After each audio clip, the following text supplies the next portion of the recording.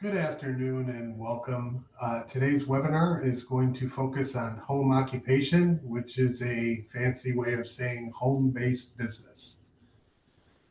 So today we are going to cover what is a home occupation license, what is the licensing process, what to expect when visiting City Hall to apply, some resources that you can use, and we will finish with a Q&A. So home occupation license overview. So home occupation license means the accessory use of a business or commercial business out of a dwelling unit by a person who resides in that dwelling unit. So the term home occupation does not include persons who perform administrative, clerical, or other duties for a business that they are not the owner of. Nor does home occupation include any child care institution, daycares, park daycare, group homes, or any other type of care for adults or children. Okay. So the issuance of a home occupation license is prohibited if the home occupation is the principal use of the dwelling. Therefore, you are not using it as your residence, you are using it as a business. The home occupation would change the residential character of the business, of the dwelling, my mistake, and could adversely affect the surrounding neighborhood. And then the total square footage of the home occupation exceeds 300 square feet or 25% of the total floor area of the dwelling unit, whichever is larger.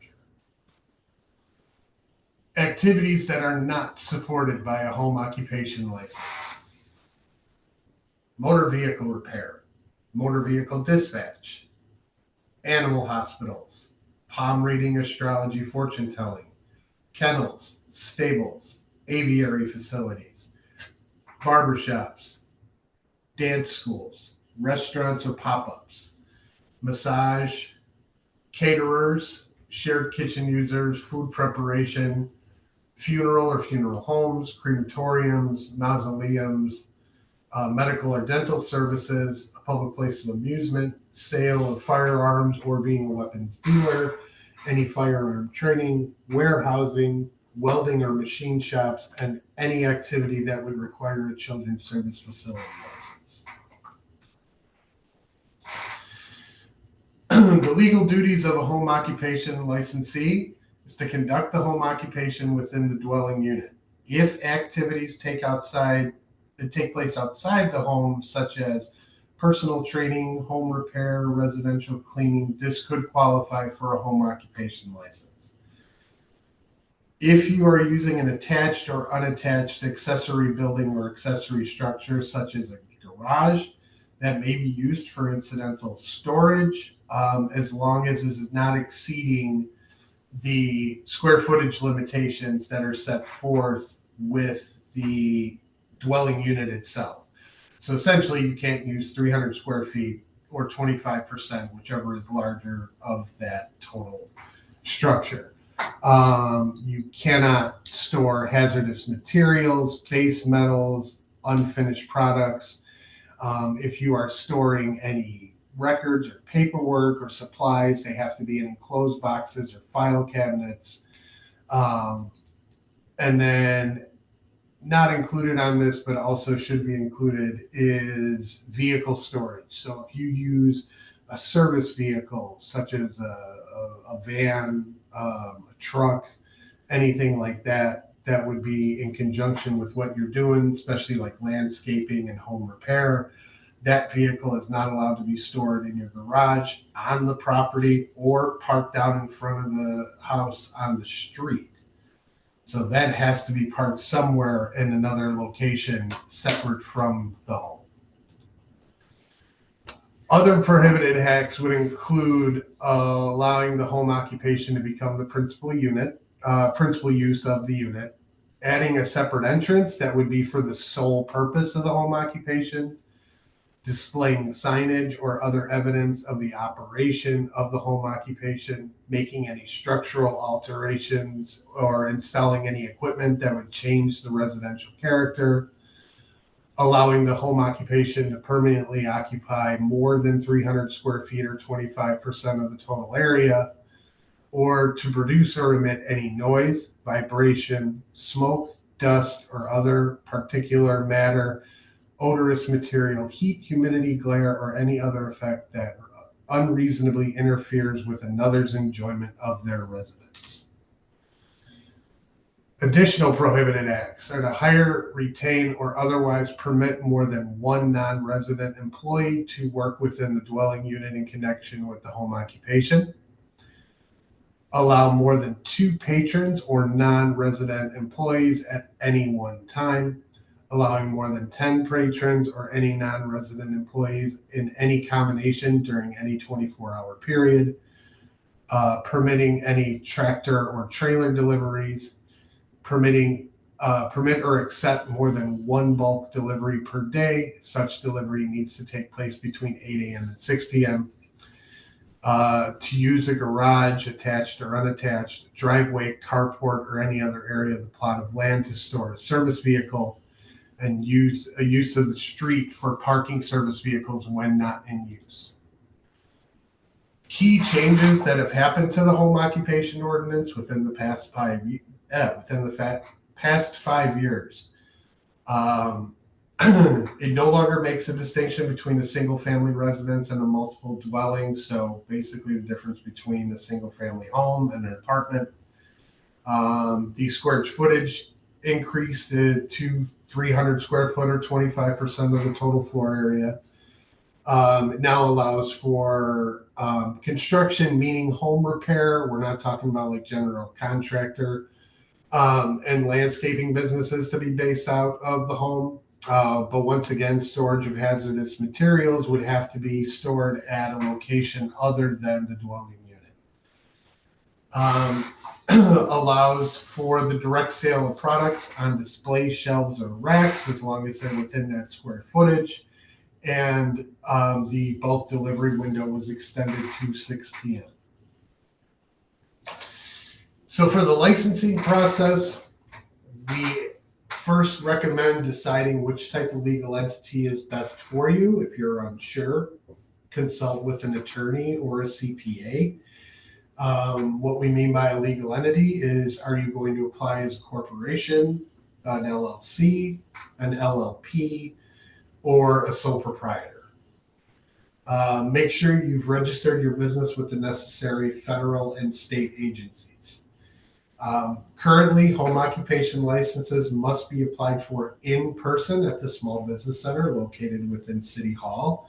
We do not do appointments. It is walk-in only, and we are closed national holidays and then other state holidays such as Lincoln's birthday and Pulaski Day.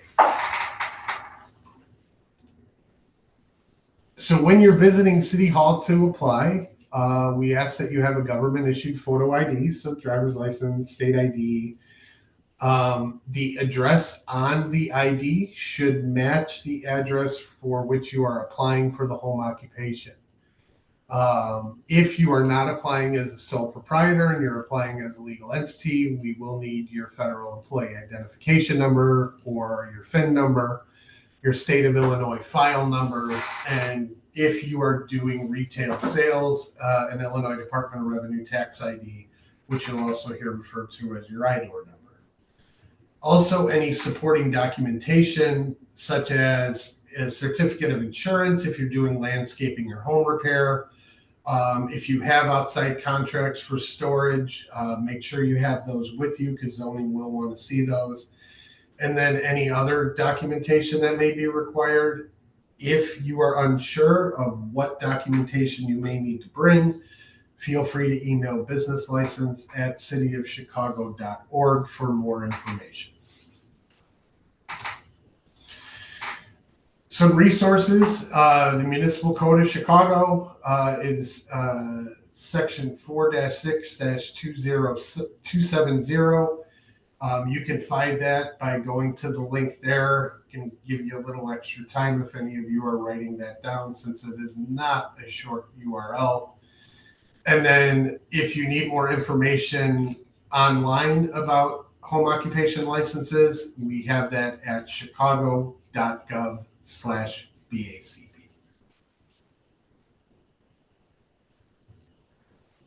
If anyone needs me to go back for the URL for the municipal code, I can do that during this session.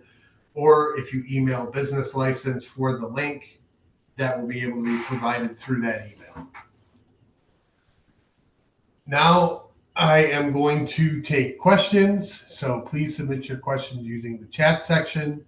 If you have multiple questions or more detailed questions, I would actually recommend emailing businesslicense@cityofchicago.org after we are finished today, so we can address those in a more individual, intimate detail. So at this point, I turn it over to any questions that are on the board.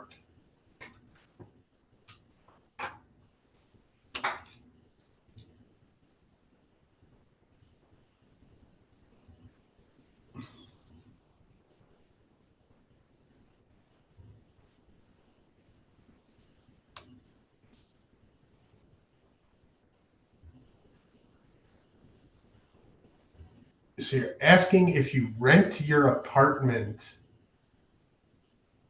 to the business office, do you need a home occupation license? No, you would not need a home occupation license for that. Actually, any sort of property management we do not license property management. That is handled by the state of Illinois.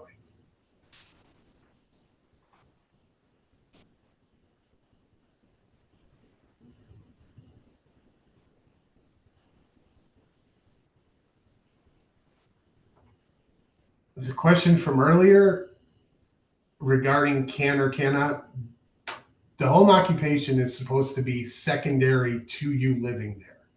So first, it has to be a residence. So you're living there at that location. Then secondary would be you're using a small portion of your home to operate a business out of. So ideally, it's meant more for people who are doing consulting work. People are using it as like administrative or like your AR for a business you're operating outside of the home, such as landscaping, such as home repair. I actually have some surveyors who do it, and they use the home for their administration. We get a lot of people who talk about they run an online business, so everything's done virtually. The question that we're going to ask you is, how do you handle that business? How do you do your scheduling? How do you do your communication? Obviously, you're using a device for that. The primary internet for that device, where does that bill go? If that bill goes to your home, you need a home occupation license.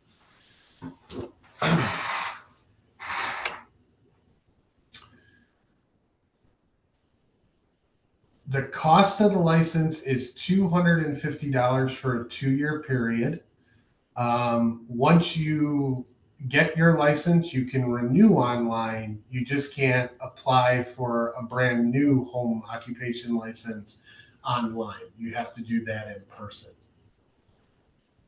A question about, will a nonprofit need one to consult and do admin work? If you're a nonprofit, we don't really look at the business activities unless you're doing something that would require a specialty license, like liquor, child services, massage, something along those lines. If you are doing normal fundraising, donations is how you generate revenue, then you wouldn't need a license. You would only need a license if you were going to conduct raffles.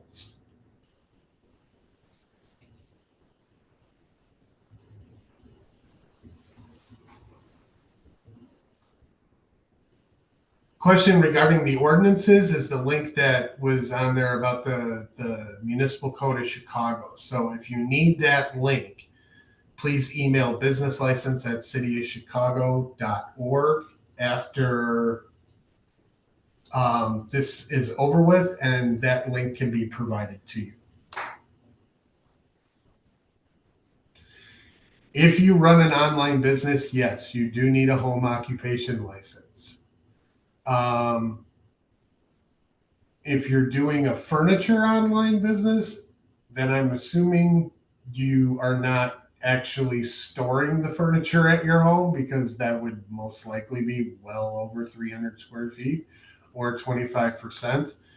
Um, so if it's something more where it's drop ship or it's something you're coordinating with a third party, then yes, you can operate that as a home business. Zoning is going to be asking questions regarding to the use of your house. That's one of the biggest steps, is getting zoning approval for the business being operated out of your home.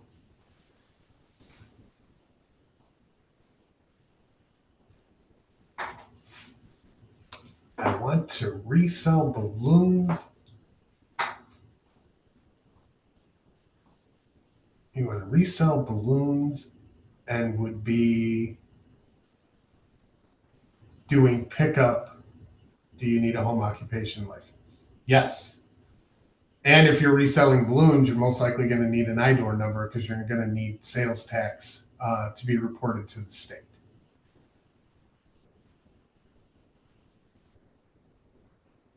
If you are operating an online business and you live in the Ukraine, no, you would not need a home occupation license for Chicago. It's based on where your base of operation is. So that also goes for people who just live in the surrounding suburbs. So if you're in, let's say, Oak Lawn, and you are running a consulting business out of your home, and the primary constituents that you handle are located in the city of Chicago, you don't need a license to operate in the city of Chicago. You're allowed to have customers in the city of Chicago even if you operate outside the city.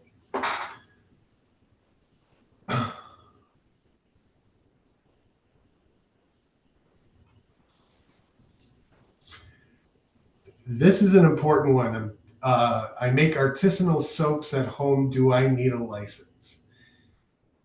Technically, you can't do that out of your home and sell it, because making soap would be, one, hazardous material, and two, it would be manufacturing, and you're not allowed to do manufacturing out of your home. So soap making is actually not allowed as a home occupation. A small construction company, can I have an office in Chicago as well as the south suburb? Yes. And based on what kind of construction company you are, you may not need a business license at all. You may need a contractor's license or a trade license, which would go through the Department of Buildings. Entrepreneurs that are baking goods and selling online. So if you're doing baked goods at home and selling online, then you are going to need to look into a cottage food license, which that is handled through the state of Illinois as well as the Chicago Department of Public Health. They handle that directly. Therefore, you wouldn't need to interact with us regarding a business license for that activity. Now, if you were doing baked goods and selling online through a shared kitchen, then you would need to have a shared kitchen user license to operate out of that shared kitchen.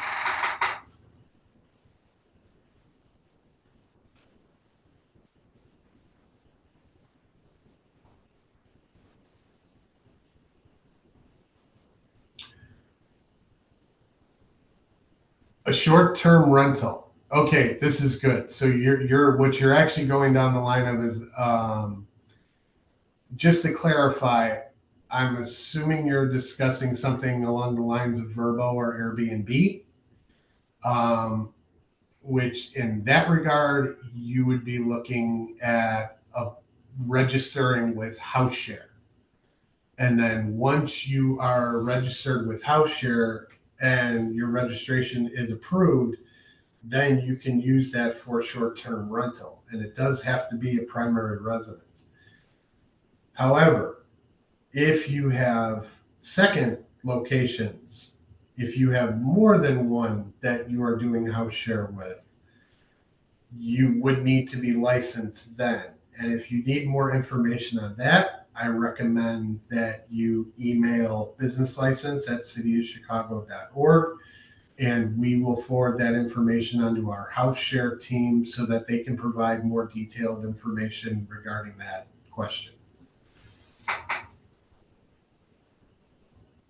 If you are making popcorn and treats and sell them at vending events, do you need a license? If you're making popcorn and treats at home, I'm not sure if that qualifies for cottage food, but that's what it would fall under. It would fall under cottage food if that's allowed. We don't license anything where you are preparing food from your home.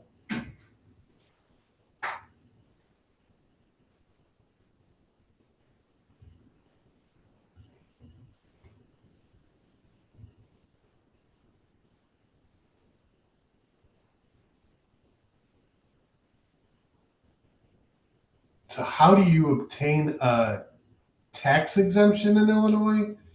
That would be the state of Illinois. So you would need to contact, I believe, the Illinois Department of Revenue, and then you would have to register through the Illinois Department of Revenue. I believe at this time you do have to be a registered 501c3 in order to obtain tax-free status. Can I get a little more detail on the carrier business? I don't want to answer that without having more detail as to what are the general operations.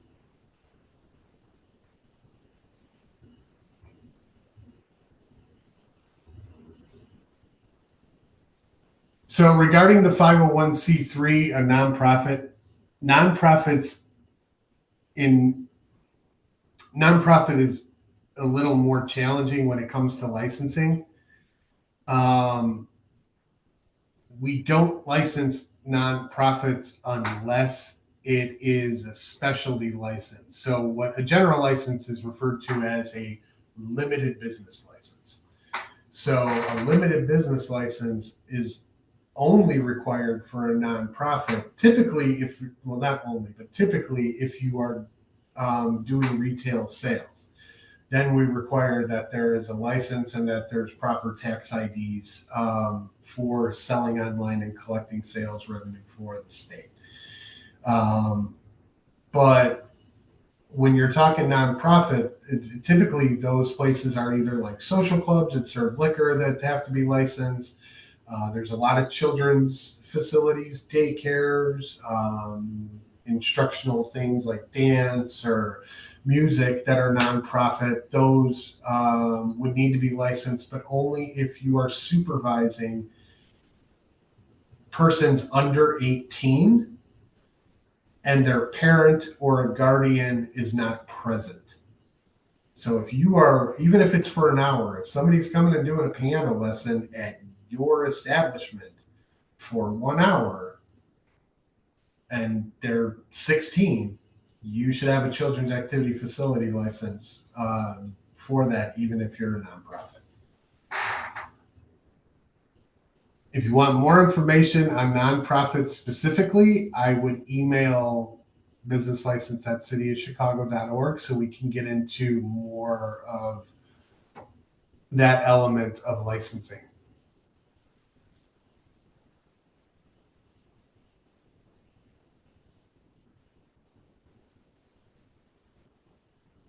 If you are selling t-shirts or apparel, you would need a home-based business license.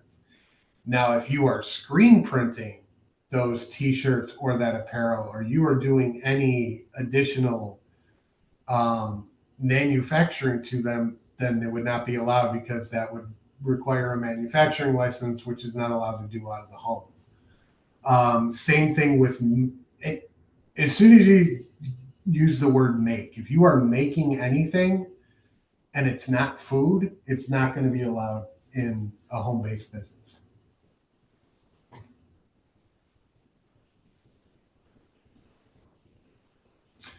So this is an interesting one here. I've converted my basement into a video and audio recording studio.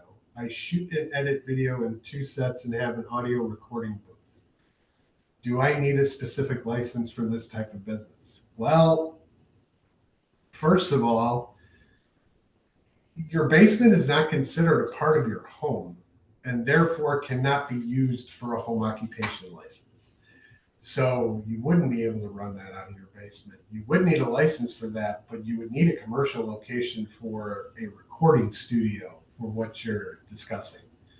Unless there is a room in your house that would be 300 square feet or 25%, whichever is larger, of the dwelling unit that you could properly set up that equipment in and effectively do what you need to do.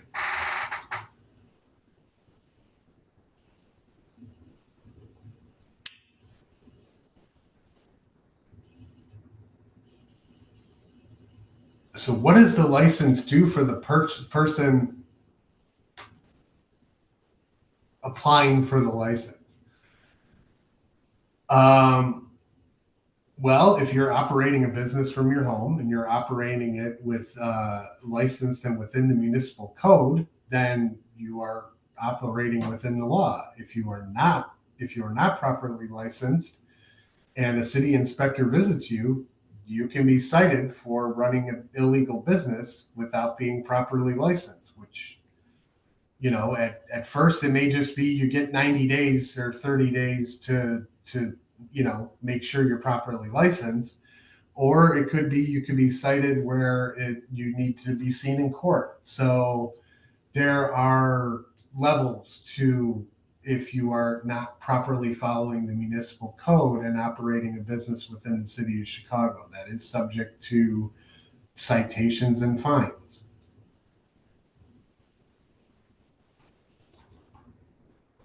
The square footage is 300 square feet or 25%, whichever is larger. So if you have a 2,000 square foot home, now you can use 500 square feet because 25% of 200 would be 50, or of 2,000 would be 500, which would be larger than 300, and you could use that much space. So once again, it comes down to how much square footage you have in your home, and then just do the math. Is 25% larger or is 300 square foot larger? And then if I'm doing that business and it requires a lot of use of space, can I fit that activity within that space per the code? No, you cannot use basements for storage. You cannot use your basement or your attic. You can use a garage or an accessory building that, if you had like tool shed, you can store stuff in a tool shed, make sure it's properly been built and permitted by the city. You can use, well, for example, I know a lot of neighborhoods have coach houses. If the coach house is not occupied, or if there's a section of the coach house that isn't being used, yes, that could be used the same way. But once again, it has to be within the parameters of the municipal code.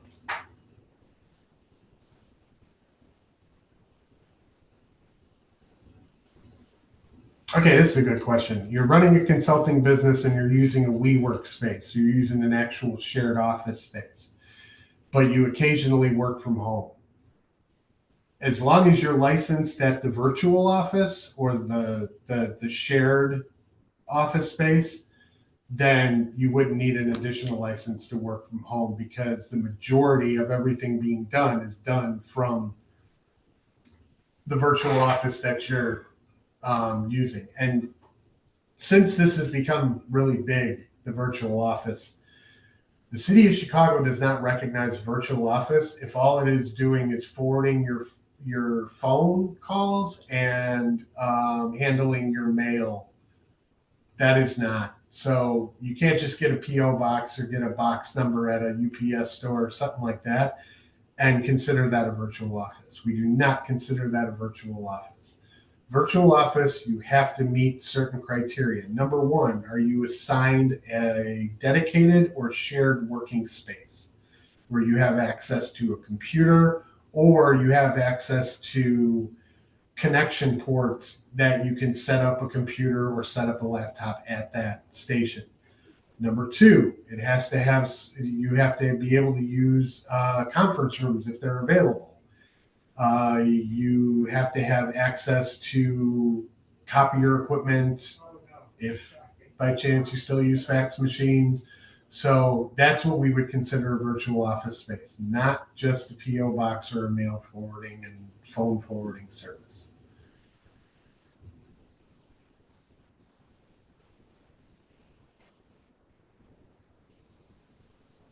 So if you're an artist working on commission, now that begs the question: are you an artist who is working for yourself, or are you a contracted 1099 or 1040 employee, and you're paid based on commission?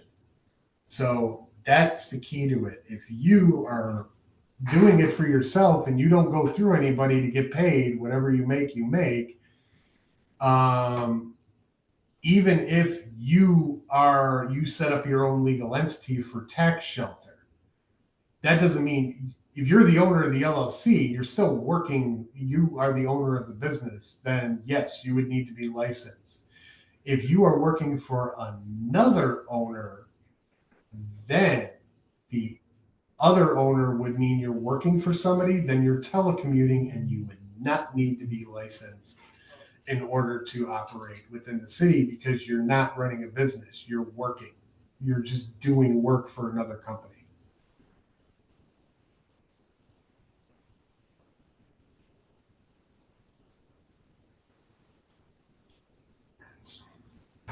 Okay, regarding making food at home for selling, we're not talking about a church bake sale. That's not what we're discussing here.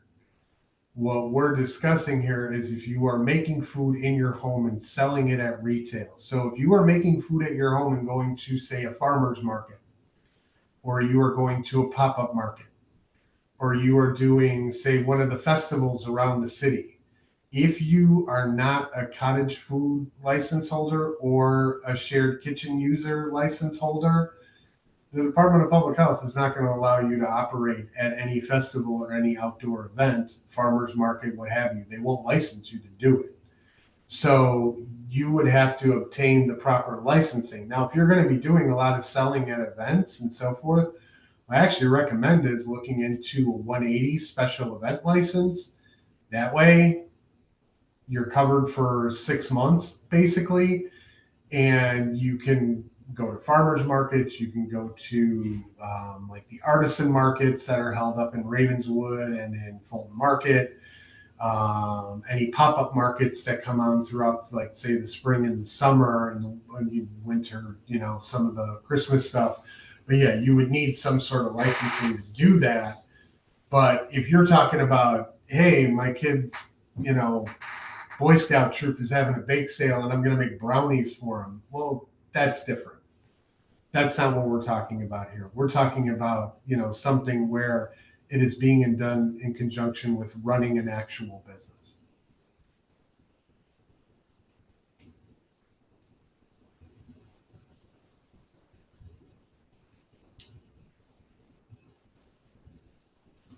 So if you are running a consulting business from a shared office, then you just need a limited business license. You can apply for that online. It would fall under a commercial operation, and then you would just need to pick whether it would be more of an administrative operation or a consulting operation. Typically, either one is not going to be a problem. No city inspector that I know of would cite you as long as you had a limited business license.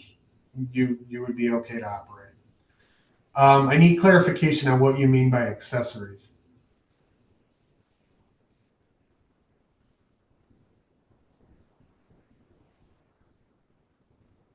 So if you're working out of a WeWork space, it's not a home-based business. You would be operating as a commercial business. It'd be no different than if you were operating, if you had a small office in one of the downtown buildings, and that was just you rented that office. The WeWork gives you an option of having that address and having an office space without having to rent an entire office for your operation. So yes, you would still need to apply for a license, but it is not a home-based business license. If nobody's saying if you will have a commercial location, a brick and mortar location, you can't work from home. I mean, I know plenty of business owners who do work at home because sometimes they'll do their billing at home, sometimes they'll do their receivables at home. They don't want to do it in the office, or they don't have an assistant who handles it for them. You would not need a home-based business license if you're already operating from a commercial location. So we always default to the commercial location first. The home-based license would be because you don't have a commercial location. And then there's very few licenses we do that do not require some sort of zoning review. So you would need to have some sort of physical location in order to operate. An example of one that wouldn't be having to have a physical location would be like a shared kitchen user. Now you're operating out of a physical location, but that license can be tied to your home address. It can be tied to a business you own. It just can't be tied to the address of the shared kitchen unless you're doing wholesale as well as in addition to your shared kitchen use activities. Limited business license is $250 for 2 years. Same cost as the home-based business license.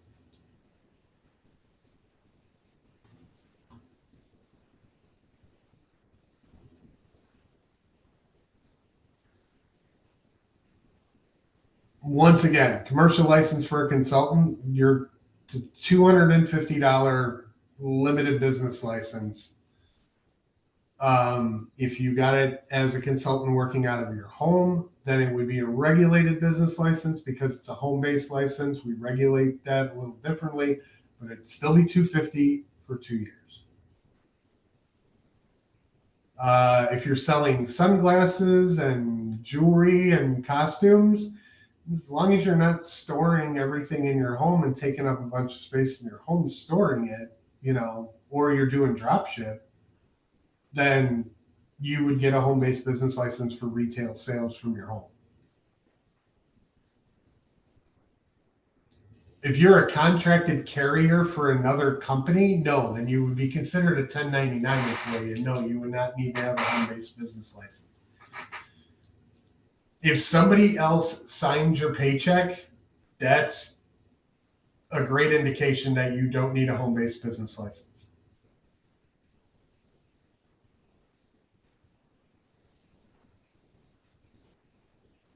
Wait, local business taxes in Chicago are not based on sales?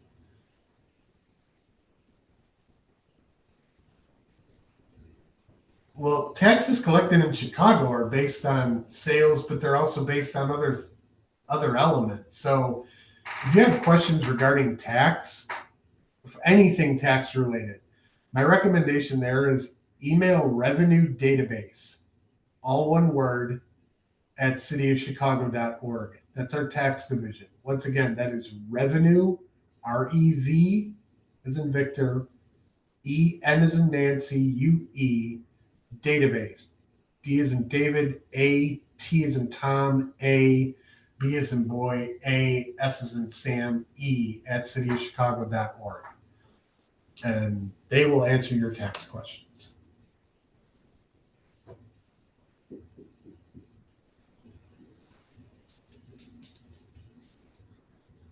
Any other questions?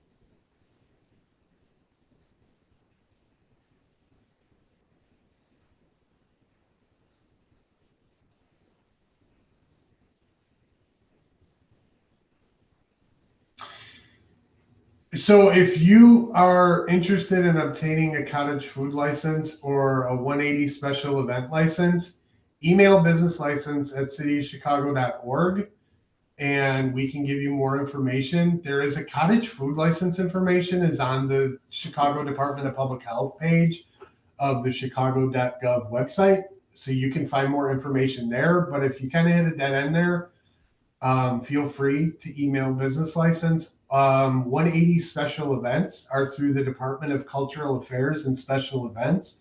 So if you go to their page, they also have more information there. So you can use those for food regarding food elements that would be operating from a home.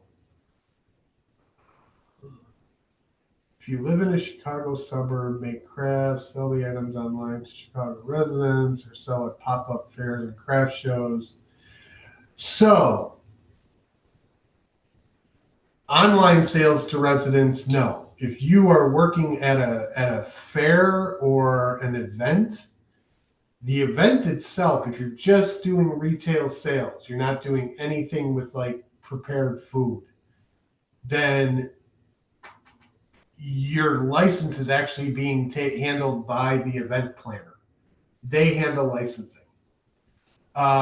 So no, you would not need additional licensing to operate. Now, if you were going to operate as a pop-up, like you were able to secure like a couple of days at another store or at say like maybe a location that's up for lease, but it's a weekend thing. I know sometimes they'll allow that where you're just doing like a little pop-up retail event by yourself.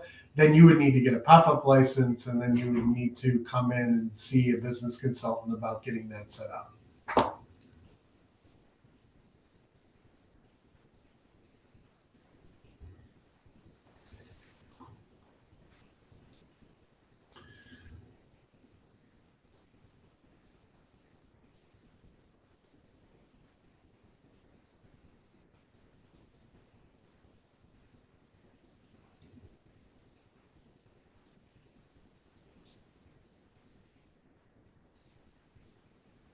Do you need a business license for a home business? Yes, with an asterisk, depending on what you're doing. So if you fall into the category of something you can't do from your home, then you will not get licensed to do it. And if you continue to do it, then you are subject to citation and fines from the city of Chicago.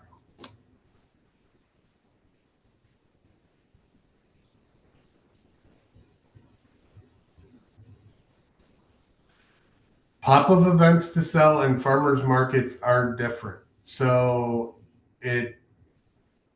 farmers markets, typically you're going to need either one of the special event licenses if you're doing food. So that would be either the single event or a 180 license. And that goes to the Department of Cultural Affairs and Special Events. If you are doing a pop-up event, if you're doing food, then you would need to, it would be determined upon what kind of perishable food are you doing. Are you just serving perishable food, or are you preparing perishable food? Serving, if it's served, that's a pop-up tier 2. And if you're preparing it on site, that's a pop-up tier 3. If you're at a special event, then you would go through the Department of Public Health and just make sure that if you were operating a booth, say it's something similar to like, one of the local events, like the Smokeout, the Windy City Smokeout, that you would need to get licensed for in order to operate at that special event. What type of license do you need to own a cafe? Well, if you a traditional cafe, I would assume you're preparing coffee and baked goods. You would need a retail food establishment license. So if you're selling at a pop-up event or a farmer's market and it's not a food item, it's just jewelry or trinkets or other knickknacks, souvenirs, then either the event planner should be handling the licensing, or the farmers market committee or whoever's running that farmers market should be obtaining the licenses for that event. And they are required to give us a full list of participants and either their IDOR number, or if they've obtained a short-term sales certificate because they're from outside the city or outside the state.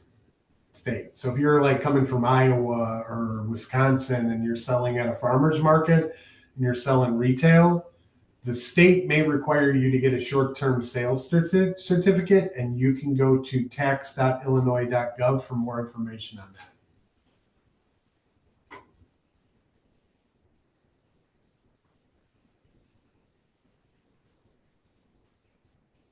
So the best web page in the city for getting more information on business licenses, especially the different types that we offer, go to chicago.gov/BACP. And when you land on that page, scroll down and you will see a tile that you can click on that'll bring you to the licensing section. And there's different information for different licensing types. It shows you the basics of applying for a license. There's a lot of great information on that website. Whenever anybody asks us about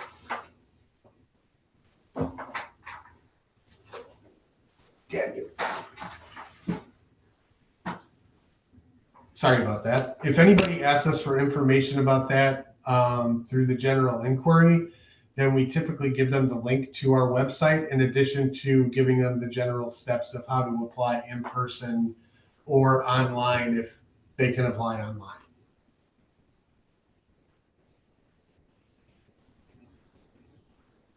So for a cafe, you would need a retail food establishment license. So, and your license is going to be based on square footage. It's not a set cost. So depending on how many square feet your cafe is, then your license is going to go up in price depending on the more square feet you have, the more potential cost there is to a retail food establishment license. Repeating the sales tax info email.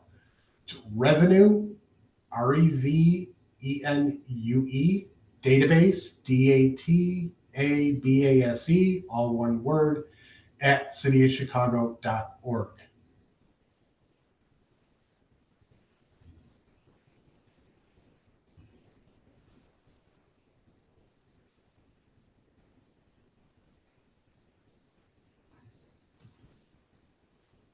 Looks like we don't have any more questions, Brian. I'm just trying to make sure you got all of them.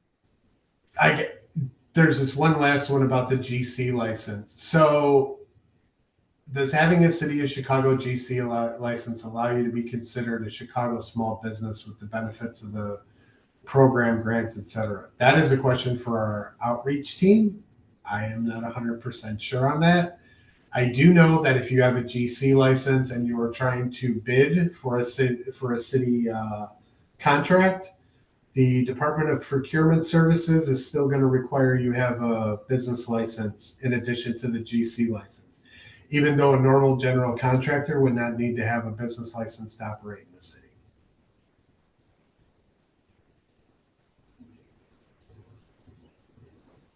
Any last questions? Otherwise, we're going to wrap it up for today.